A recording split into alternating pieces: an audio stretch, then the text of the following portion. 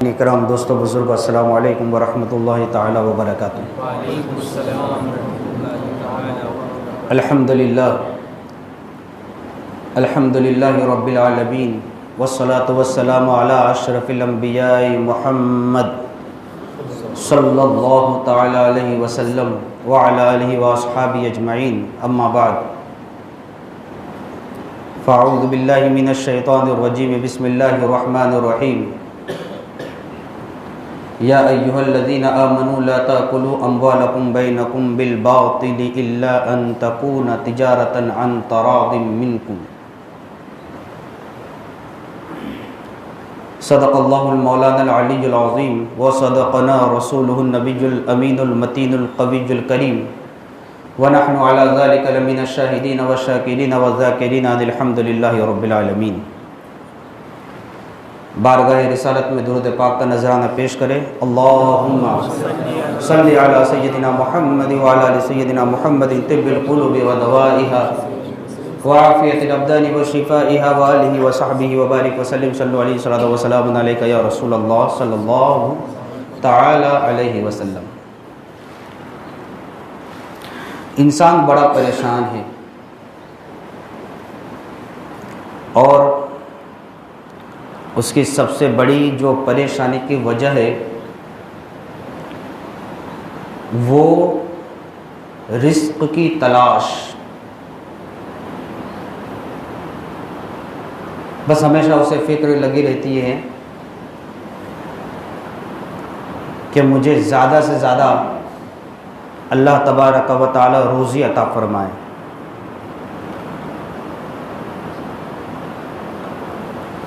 لیکن اللہ تبارک و تعالی بھی اپنے بندوں سے محبت فرماتا ہے، اور جو روزی رب کریم عطا فرماتا ہے اس کے دو طریقے ہیں۔ جن سے محبت کرتا ہے ان کو بھی دیتا ہے، اور جن سے نہیں کرتا ہے ان کو بھی دیتا ہے۔ تو ہم اس کو دو صورتوں میں بانٹ سکتے ہیں۔ ایک، اللہ تعالی روزی عطا فرماتا ہے ان کو جن سے محبت نہیں کرتا، اور دوسرا،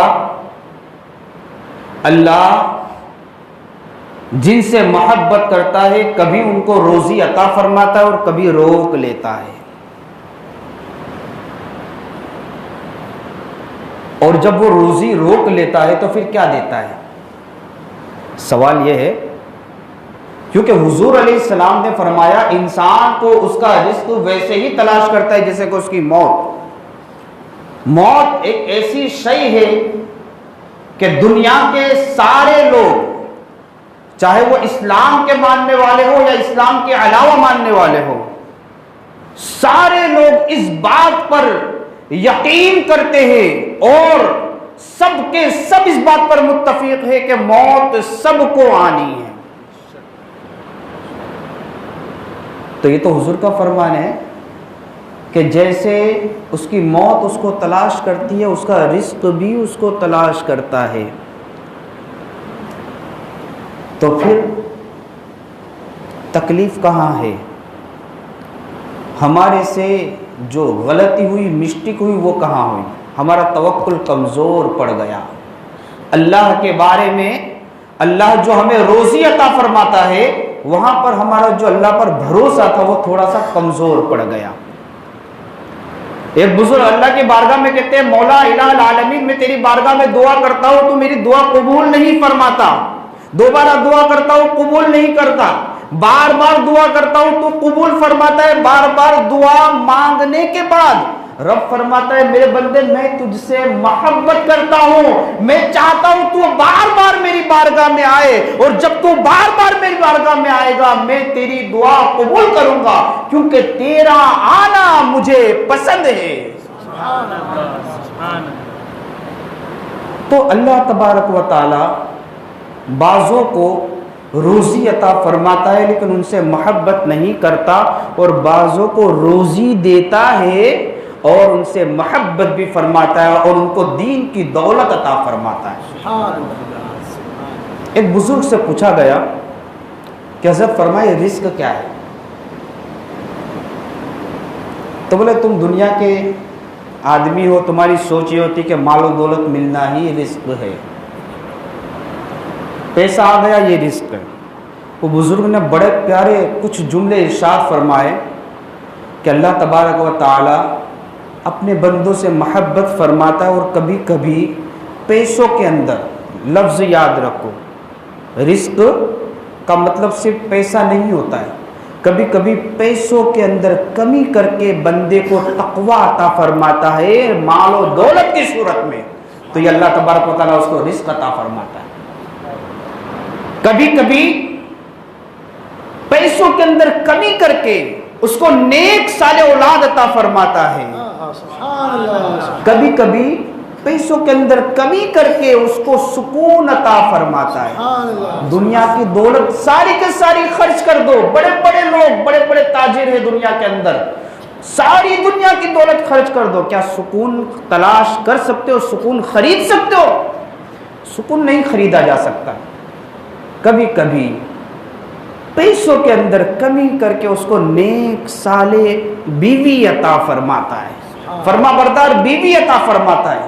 کبھی کبھی پیسوں کے اندر کمی کر کے اسے اپنی محبت عطا فرماتا ہے، اور وہ بندہ 5 وقتہ نمازی بن جاتا ہے، شریعت کا پابند بن جاتا ہے۔ تو یہ دماغ سے نکال دو کہ رزق کا مطلب مال و دولت ہونا، یہ دماغ سے نکال دو، اور یاد رکھو دوستو، یہ سکون والی جو شے ہے، یہ نیک اولاد ہونا، صالح پرہیزگار بیوی ہونا، اور اطمینان قلبی حاصل ہونا، یہ ساری دنیا کی دولت بھی خرچ کر دو لیکن آپ پیسوں کے ذریعے ان کو خرید نہیں سکتے۔ تو اللہ تبارک و تعالیٰ نے انسان کو پیدا فرمایا اور اس کو ایک دوسرے کے ساتھ جوڑا۔ ابھی مثال کے طور پر قرآن پاک ہے، کلام مجید ہم خریدتے ہیں، جس دکان پر جاتے ہیں اس نے تو بنایا نہیں، اور جس نے بنایا اس نے بیچا نہیں، بنانے والا کوئی اور ہے، بیچنے والا کوئی اور ہے۔ اچھا، جس نے چھاپا، جو جس پریس میں اس کو چھاپا گیا وہ کوئی اور ہے۔ اچھا، جو مالک ہے وہ چھاپتا نہیں ہے، کوئی اور کام کرتا ہے۔ اچھا، کام کرنے میں جس مشین کا استعمال کرتے ہیں اس مشین کو بنانے والا کوئی اور ہے، اور وہ جو کمپیوٹر پہ جو کاپی نکالی جاتی ہے وہ کام کرنے والا کوئی اور ہے۔ پتہ چلا کہ چیز ایک ہے لیکن اس سے کئی لوگ کنیکٹڈ ہیں۔ تو اللہ تبارک و تعالیٰ نے انسان کو پیدا فرمایا تو ایک دوسرے کے ساتھ باندھا، اور بعض لوگ تجارت میں آگے بڑھے، کسی نے مطلب کھیتی کا پیشہ چوز کیا، کسی نے کوئی دوسرا پیشہ استعمال کیا، اور اپنے اپنے اعتبار سے جن چیزوں میں انہیں زیادہ شوق تھا اس میں وہ آگے بڑھے، اور ایک دوسرے کے ساتھ مل کر وہ تجارت کرتے ہیں، اور اس طریقے سے دنیا چلتی ہے۔ آپ سوچو اگر تجارت کا معاملہ ختم ہو جائے تو پھر کیا ہوگا؟ راستے میں کبھی سفر کرتے ہیں نا، گاڑی میں پنچر ہو جائے اور پنچر بنانے والا نہ ملے تب پتہ چلتا ہے کہ پنچر بنانے والے کی کتنی قیمت ہے۔ پھر دھکا مارنا پڑے گا تو پتہ چلے گا یار کیسے گاڑی 50 روپے کے پنچر کے آپ 200 روپے بھی دینے کے لیے تیار ہو کہ یار کہیں سے وہ بندہ مل جائے، تو اس کی اہمیت اس وقت ہوتی ہے۔ تو اللہ تبارک و تعالیٰ نے اس طریقے سے انسانوں کو ایک دوسرے کے ساتھ جوڑا۔ کوئی تجارت کرتا ہے، کوئی تاجر ہے، کوئی نوکری کرتا ہے، اور اپنے اپنے اعتبار سے لوگوں نے اپنے اپنے پیشے اختیار کیے ہیں، لیکن اللہ تبارک و تعالی فرماتا ہے لا تاکلوا اموالکم بینکم بالباطل الا ان تکون تجارتا عن تراض منکم، آپس میں ایک دوسرے کے ناحق مال مت کھاؤ۔ یہ سب سے بڑی برائی ہے ہمارے اندر، ہم آپس میں ایک دوسرے کے ناحق مال کھا لیتے ہیں۔ اتنا خراب ماحول ہے، 500 روپیہ قرضہ کوئی دیتا ہے، پھر وہ جو جس نے دیا ہے نا وہ بھکاری بن جاتا ہے، بھائی میرا قرضہ لوٹا دے، ایسا ماحول ہے۔ انسان پہ بھروسہ نہیں کرتا ہے، انسان کا دشمن بن جاتا ہے۔ جس نے قرضہ دیا اس کا تو پیسہ گیا تو گیا، لیکن جس نے لیا وہ دادا بن جاتا ہے اور وہ اپنی مرضی چلاتا ہے۔ پھر جو بیچارہ جس نے دیا ہوتا ہے وہ بھائی بولتا ہے، باوا بولتا ہے، ریکویسٹ کرتا ہے اور کسی طریقے سے پیسہ نکالنے کی کوشش کرتا ہے۔ آپ کو پتہ ہے اللہ کے رسول نے کیا فرمایا؟ میرے کریم آقا فرماتے قیامت کے دن ایسا شخص جس نے کسی کا مال کھایا ہوگا، کسی کے ساتھ برائی کی ہوگی، کسی کی گالی دی ہوگی، کسی کی غیبت کی ہوگی، نیکیوں کا پہاڑ لے کر وہ میدان قیامت میں پہنچے گا اور لوگ اسے دیکھ کر رشک کریں گے، یار کتنا نیک تھا، اس کے پاس کتنی نیکیاں ہیں، لیکن جب میزان عمل پہ پہنچے گا اس کے پاس صرف گناہ ہی گناہ ملیں گے، اس کے پاس صرف برائیاں ہوں گی۔ میرے آقا فرماتے کیونکہ اس نے کسی کا مال کھایا ہوگا، کسی کو تکلیف پہنچا ہوگی، کسی کو گالی دی ہوگی، کسی کو پریشان کیا ہوگا، تو اس کی نیکیاں لے کر ان کے نامہ اعمال میں ڈال دی جائے گی۔ اب اس کے پاس نیکیاں ختم ہو جائے گی، لیکن لوگ ابھی بھی کہیں گے مولا ہم پر ظلم و ستم کیا، تو یہاں تک کہ ان کے گناہ لے کر اس کے نامہ اعمال میں ڈال دیے جائیں گے۔ اب جب میزان عمل پہ اس کے اعمال تولے جائیں گے تو اس کے پاس صرف گناہ ہی گناہ ہوں گے۔ لا تاکلوا اموالکم بینکم بالباطل، آپس میں ایک دوسرے کا ناحق مال مت کھاؤ، الا ہاں ان تکون تجارتا عن تراض منکم، اگر تم تجارت کرنا چاہتے ہو تو آپس میں ایک دوسرے کی رضامندی سے تجارت کر سکتے ہو، لیکن اس کا مطلب یہ نہیں ہے کہ شرعی قوانین کو چھوڑ دیا جائے۔ اس کا مطلب یہ نہیں ہے کہ آپ حضور علیہ السلام کے فرمان کو چھوڑ دیں، اس کا مطلب یہ نہیں کہ اللہ اور اس کے رسول کے فرمان کو پس پشت ڈال دے۔ تجارت کرو لیکن شرعی قوانین کے اعتبار سے کرو۔ اگر ناحق طریقے سے تجارت کرتے ہو، اگر مال حرام حاصل کرتے ہو، میرے مصطفیٰ علیہ السلام فرماتے جو شخص مال حرام حاصل کرتا ہے، جو شخص مال حرام حاصل کرتا ہے، اب وہ اگر کوئی نیکی کرے گا، اگر وہ صدقہ کرتا ہے تو اس کا صدقہ قبول نہیں ہوگا۔ پھر آگے فرماتے ہیں کہ جو شخص مال حرام حاصل کرتا ہے اس میں سے اگر وہ کچھ خرچ کرتا ہے اس میں برکت نہیں ہوگی۔ اب یہاں سوچنے والی بات یہ ہے کہ جو لوگ جوا کھیلتے ہیں، شادی بیاہ میں خاص کر یہ ماحول چلا آتا ہے کہ منڈپ باندھ دیا جاتا ہے اور 8 دن پہلے سے جوا شروع ہو جاتا ہے، اور جس کے یہاں شادی ہوتی ہے اس کو 500 روپیہ، 1000 روپیہ، 2000 روپیہ دیا بھی جاتا ہے، اور اس کو تو کچھ کرنا نہیں ہے، اس کے منڈپ میں صرف جوا کھیلا جا رہا ہے، مال کی کثرت بھی ہو رہی ہے۔ ہم قرآن سے پوچھتے ہیں قرآن تو بتا ایسے مال کے بارے میں تو کیا کہتا ہے، اور حضور علیہ السلام سے بھی پوچھتے ہیں تو قرآن کہتا ہے یسألونک عن الخمر والمیسر قل فیہما اسم کبیر۔ لوگ آپ سے پوچھتے ہیں شراب کے بارے میں، پوچھتے ہیں جوا کے بارے میں، پوچھتے ہیں، آپ فرما دیجئے فیہما اسم کبیر، ان دونوں میں بڑا گناہ ہے، ومنافع للناس، لیکن لوگوں کے لیے اس میں نفع بھی ہے۔ وہ شخص جو جیت رہا ہے اس کو تو فائدہ ہی ہو رہا ہے، جس کے یہاں شادی ہے اگر اس کی اجازت سے جوا کھیلا جا رہا ہے اس کو تو مفت میں مال مل رہا ہے۔ تو میرا رب فرماتا ہے وَمَنَافِعُ لِلنَّاسِ وَإِثْمُهُمَا أَكْبَرُ مِن نَّفْعِهِمَا، لیکن یاد رکھو ان دونوں کے نفع سے بھی زیادہ بڑا ان کا گناہ ہے۔ اگر کوئی شخص ایسا کرتا ہے تو ان کا گناہ اتنا عظیم ہے، نفع ہے لیکن اس میں برکت نہیں ہوگی۔ کیونکہ آپ کو ایک مثال دوں میں، دنیا کے اندر آپ بکری کا گوشت کھاتے ہو اور زیادہ جننے والی کون ہے؟ بکری ہے۔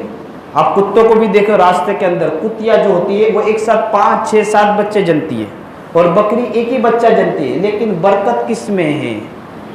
بکری میں ہے۔ ہر سال ذبح بھی کرتے، قربانی بھی کرتے، اس کے باوجود بھی ہر جگہ نظر آتی ہے۔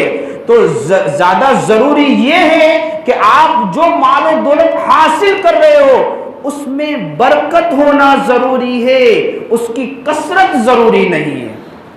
اگر برکت ہے تو کثرت خود بخود ہو جائے گی، لیکن کثرت ہے وہ کثیر مال کب ختم ہو جائے گا آپ کو پتہ نہیں چلے گا۔ اللہ تعالیٰ کوئی بیماری دے دے گا، اللہ تعالیٰ کسی مصیبت میں ڈال دے گا، ایکسیڈنٹ ہو جائے گا، کسی نہ کسی طریقے سے وہ مال ختم ہو جائے گا۔ تو میرے دوستو برکت کے پیچھے بھاگو، کثرت کے پیچھے نہ بھاگو۔ تو حضور نے فرمایا کہ وہ جو مال حرام حاصل کرتا ہے جب وہ خرچ کرے گا تو اس میں برکت نہیں ہوگی۔ تو کثرت کے پیچھے ہم کو نہیں بھاگنا ہے، چاہے کثرت جو میچ وغیرہ کھیلی جاتی ہے، سٹا لگایا جاتا ہے، یا جوا کھیلا جاتا ہے، یا شراب کی خرید و فروخت ہوتی ہے، یا اس کے علاوہ کوئی بھی ایسا عمل جو حرام ہے، کثرت ہے اس میں، برکت نہیں ہے، میرے مصطفیٰ فرماتے وہ مال نہ حاصل کرو۔ نمبر 3 پر حضور علیہ السلام نے فرمایا کہ جو شخص مال حرام حاصل کرتا ہے اس کو چھوڑ کر جائے گا، تو انسان کا کیا طریقہ ہے؟ کیا چھوڑ کے گیا؟ فرشتے کیا کہتے ہیں؟ کیا لے کے گیا، کیا چھوڑ کے گیا؟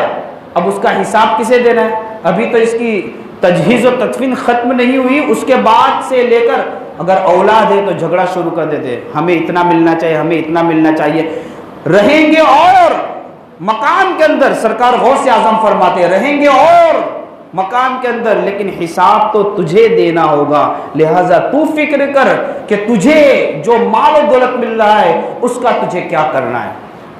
اللہ کے رسول علیہ السلام فرماتے ہیں کہ قیامت کے دن انسان کے قدم نہ ہٹیں گے، اپنی جگہ سے نہیں ہلیں گے جب تک کہ اسے 5 چیزوں کے بارے میں نہ پوچھ لیا جائے۔ اس کی جوانی کے بارے میں نہ پوچھا جائے، اس کی عمر کے بارے میں نہ پوچھا جائے، اس کے مال کے بارے میں نہ پوچھا جائے، کہاں سے کمایا اور کہاں خرچ کیا، اور اس کے علم کے بارے میں کہ اس پر کتنا عمل کیا۔ تو یہ زیادہ ضروری ہے کہ مال ہم کہاں سے حاصل کر رہے اور کہاں خرچ کر رہے، کیونکہ ہر چیز کا ہم کو حساب دینا ہے۔ اللہ کے رسول علیہ السلام فرماتے ہیں کہ جب کوئی بندہ اپنے پیٹ میں لقمہ حرام ڈالتا ہے اور وہ لقمہ حرام جب اس کے پیٹ میں جاتا ہے تو اللہ کے فرشتے لعنہ اللہ اور اس کے فرشتے اس پر لعنت و ملامت بھیجتے ہیں۔ اس کے بعد میرے آقا فرماتے ہیں اگر اسی حالت میں اس کا انتقال ہو گیا فما وَأْهُ جہنم، تو اس کا ٹھکانہ جہنم ہے۔ اللہ اکبر، کتنی خطرناک بات ہے یہ کہ اگر لقمہ حرام پیٹ میں ڈالا تو اس کا ٹھکانہ جہنم ہے۔ لہٰذا کہاں سے حاصل کر رہے ہو یہ ضروری ہے، اور کہاں خرچ کر رہے ہو یہ بھی ضروری ہے، کیونکہ لقمہ حرام کبھی نہ کبھی آپ کو پریشان کرے گا۔ آپ سوچو گے یار اللہ کو معلوم ہے، دوسرا بندوں کو نہیں معلوم ہے، لیکن لقمہ حرام اگر بیوی کو کھلاتے ہو بیوی نافرمان ہو جائے گی، اولاد کو کھلاتے ہو اولاد نافرمان ہو جائے گی، خود کھاتے ہو رب کی رحمت سے دور ہو جاؤ گے، عبادت سے دور ہو جاؤ گے۔ لہٰذا لقمہ حلال کی کوشش کرو، رزق حلال حاصل کرنے کی کوشش کرو، رزق حرام سے بچو۔ رزق کے جو طریقے ہیں وہ 4 طریقے ہیں کہ جس سے رزق حاصل کیا جا سکتا ہے، اب اس کو یاد رکھیں۔ رزق حلال، حلال طریقے سے حاصل کرنا، مثال کے طور پہ آپ بازار جائیں کوئی چیز خرید لے، کھجور خرید لے مثال کے طور پہ، گیہوں خرید لے، آٹا خرید لے، یا کوئی بھی کھانے پینے کی چیز خرید لے جو حلال ہے۔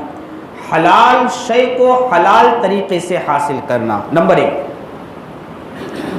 نمبر 2، حلال شے کو حرام طریقے سے حاصل کرنا، حلال چیزیں چوری کر لو، حرام طریقے سے حاصل ہوئی۔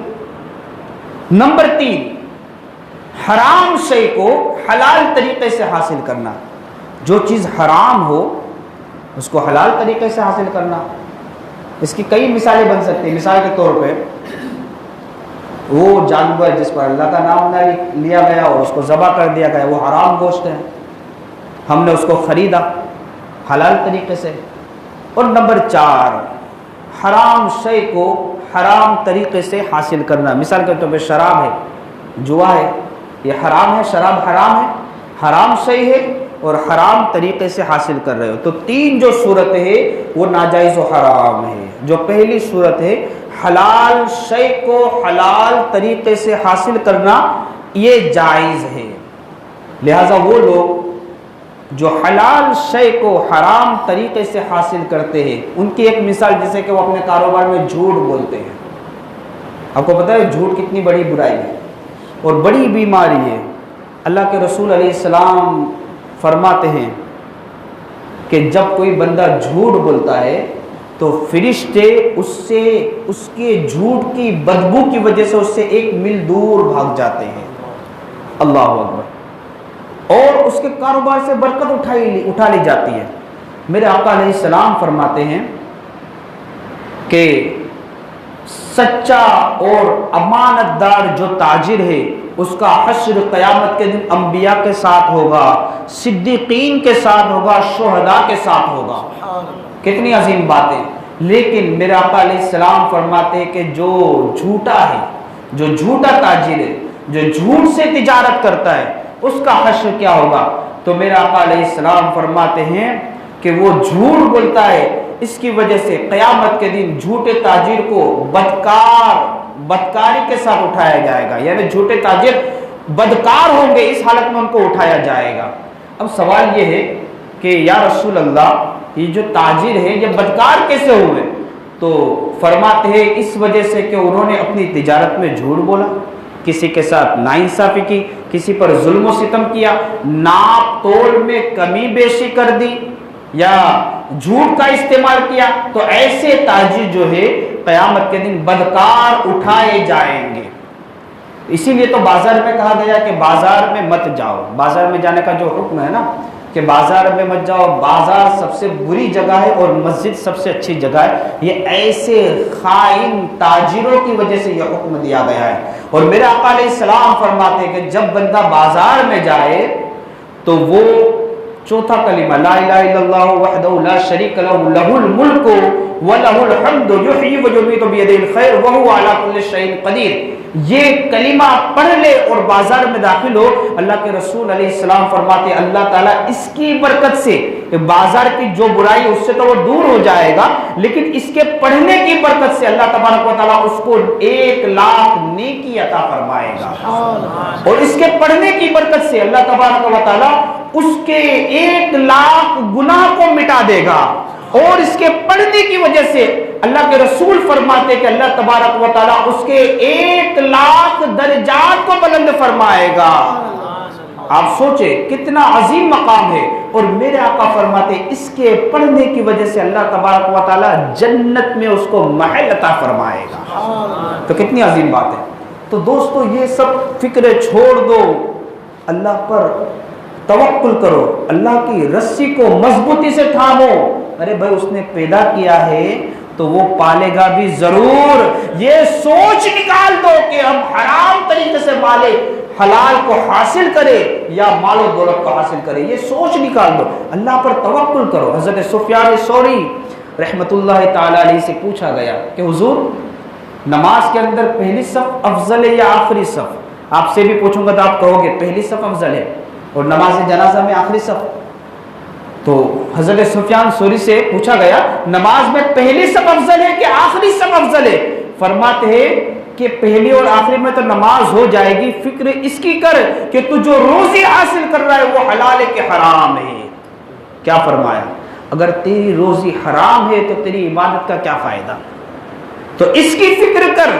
نماز میں پہلی صف میں نماز پڑھ، دوسری میں پڑھ، تیسری میں پڑھ، پانچویں میں پڑھ، آخری میں پڑھ، تجھے ثواب تو ملے گا. یہ ہے کہ ثواب میں کچھ کمی ہو جائے گی. لہٰذا تجھے فکر اس بات کی کرنی چاہیے کہ تیری روزی جو تو حاصل کر رہا ہے وہ جائز ہے یا ناجائز ہے، حلال ہے یا حرام ہے. لہٰذا اللہ پر توکل کرے، اللہ کی رسی کو مضبوطی سے تھامے. میرا آقا علیہ الصلوۃ والتسلیم ایک مرتبہ مسجد شریف میں تشریف لے گئے. ابو سعید خدری رضی اللہ تعالیٰ عنہ سے روایت ہے. آپ کو ایک عمل بھی دے رہا ہوں، اس کو یاد رکھو، اپنی زندگی میں داخل کرو. خدا کی قسم اس عمل کو آپ یقین کامل کے ساتھ کرو گے، آپ کی محتاجگی دور ہو جائے گی. اللہ کے رسول صلی اللہ تعالیٰ علیہ وسلم مسجد شریف میں تشریف لے گئے. حضرت ابو امامہ رضی اللہ تعالیٰ نے مسجد میں بیٹھے ہوئے تھے، نماز کے وقت کے علاوہ میں بیٹھے ہوئے تھے. ایسا ہوتا ہے نا کہ بھائی دوپہر میں زہر کی نماز ہے 1:30 بجے، اگر کوئی 11 بجے مسجد میں بیٹھے گا بھائی کیا پریشانی؟ تو اللہ کے رسول علیہ السلام نے پوچھا ہے اے ابو امامہ کیا پریشانی ہے، کیا تکلیف ہے؟ مسجد میں آج بیٹھے ہو، اس وقت بیٹھے ہو؟ حضرت ابو امامہ کہتے یا رسول اللہ میرے پاس مصیبت بہت ہے اور مجھ پر قرضے بہت ہیں۔ حضور نے فرمایا کیا میں تمہیں کچھ ایسے کلمات نہ سکھا دوں کہ تمہارے قرضے بھی دور ہو جائے اور اللہ تمہاری مصیبتوں کو بھی دور فرما دے؟ حضرت ابو امامہ کہتے ہیں یا رسول اللہ بالکل بلا یا رسول اللہ کیوں نہیں؟ حضور علیہ السلام نے فرمایا کہ اے ابو امامہ ان کلمات کو صبح شام پڑھو، آپ بھی میرے ساتھ مل کر پڑھو۔ میرے آقا علیہ السلام کے الفاظ ہیں، حضور نے فرمایا کہ اے ابو امامہ یہ کلمات پڑھو۔ حضور نے فرمایا اللہم پڑھے، اللہم انی اعوذ بک من الہم والحزن واعوذ بک من العجز والکسل واعوذ بک من الجبن والبخل واعوذ بک من غلبۃ الدین وقہر الرجال۔ حضرت ابو امامہ کہتے ہیں کہ جب سے میں نے اس عمل کو شروع کیا اللہ نے میرے قرضے بھی دور کر دیے، میری مصیبتوں کو بھی دور کر دیا۔ تو یاد رکھو کہ حصول رزق ضروری ہے۔ میرا آقا علیہ السلام فرماتے ہیں کہ طلب و کسب الحلال فریضۃ بعد الفریضہ، فرض کے بعد سب سے زیادہ ضروری جو شے ہے وہ حلال روزی کا حاصل کرنا، یہ سب سے زیادہ ضروری ہے۔ اور وہ لوگ جو رزق حلال کو چھوڑ کر رزق حرام کے پیچھے جاتے ہیں ان کی زندگیاں دیکھ لو آپ، ان کی زندگی میں سکون نہیں ہے، بڑے پریشان ہیں۔ ایک بات کہہ کر میں روانہ ہو جاؤں گا۔ ہارون رشید نے بہلول سے کہا کہ بازار جاؤ اور بازار میں جا کر لوگوں کا معائنہ کرو اور دیکھو کہ جو لوگ گیہوں وغیرہ یا سامان بیچتے ہیں وہ وزن کرنے میں صحیح وزن استعمال کر رہے یا نہیں کر رہے۔ بہلول بازار میں گئے اور بازار میں جا کر جب بہلول ایک شخص کے پاس پہنچے جو وزن کر رہا تھا، آپ نے کہا کہ کیا حالات ہے؟ کہا بڑی پریشانی ہے، بڑی مصیبت میں مبتلا ہوں اور رزق میں برکت ہی نہیں ہے۔ کیا برکت نہیں ہے؟ کثرت ہے لیکن برکت نہیں ہے، اور بہت بڑی مصیبت کے دور سے گزر رہا۔ حضرت بہلول نے دیکھا کہ وہ ناپ تول میں کمی کرتا ہے، آپ نے اس کو چھوڑ دیا، پھر آگے بڑھ گئے۔ تھوڑی آگے گئے، ایک دوسرے شخص سے پوچھا بھائی کیا حالات ہے؟ بڑا پریشان ہوں، مصیبتیں ہیں، میں تو یہ سوچ رہا ہوں کہ اللہ نے مجھے پیدا ہی کیوں کیا۔ اللہ اکبر، اور زندگی بڑی مصیبت کے ساتھ گزر رہی ہے۔ بہلول نے کہا ٹھیک ہے۔ پھر بہلول تھوڑی آگے بڑھ گئے، آگے بڑھ کر دیکھا کہ ایک شخص ناپ تول صحیح طریقے سے کر رہا ہے جیسا اللہ نے حکم دیا، رسول اللہ نے فرمایا ہے۔ اس سے پوچھا بھائی کیا حالات ہے؟ کہا اللہ کا شکر ہے،